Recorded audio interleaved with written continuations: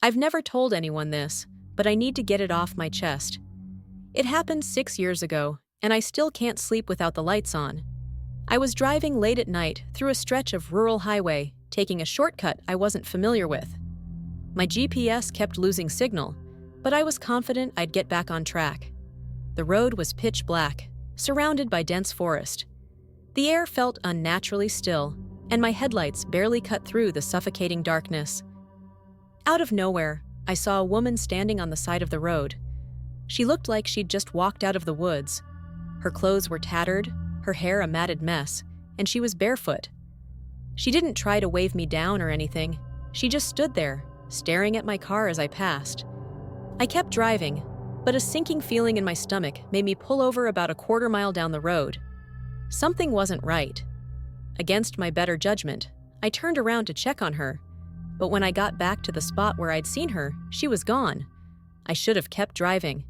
As I sat there, my headlights illuminated the tree line, and that's when I saw it. Movement. A shadow darted between the trees, too quick to be human. I felt like I was being watched. The silence was deafening. I slammed the gas and sped away, heart pounding. That's when my car radio, which had been off, crackled to life. Static. Then a voice, barely audible. "Why did you come back?" I almost drove off the road. The voice wasn't coming from the radio. It was coming from the back seat. I glanced in the rearview mirror, and there she was, the woman from the road, sitting silently, staring at me with empty eyes. Her mouth moved, but no sound came out. I swerved, trying to stop the car, but the brakes wouldn't respond. The world around me blurred. The road disappeared, replaced by complete darkness. I wasn't driving anymore. I was falling. When I opened my eyes, I was sitting in a small windowless room with concrete walls and a single metal door. My car was gone, the road was gone, and I had no idea how I'd gotten there. I stood up, disoriented, and walked to the door. It creaked open into a hallway identical to the room I was in. Bare concrete walls, flickering fluorescent lights, and no end in sight. I walked for what felt like hours. Every door I opened led to another identical hallway. No windows, no exits, no sound except for my own footsteps.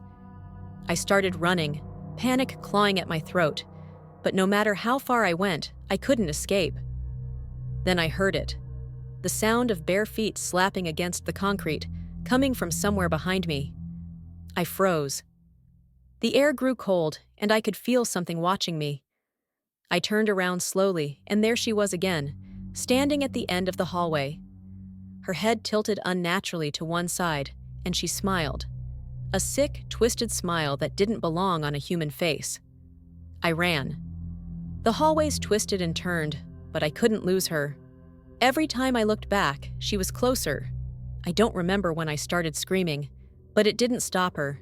Eventually, I tripped and fell hard onto the cold floor. I turned onto my back, and she was standing over me, her face inches from mine. Her eyes were black pits, her mouth stretched too wide.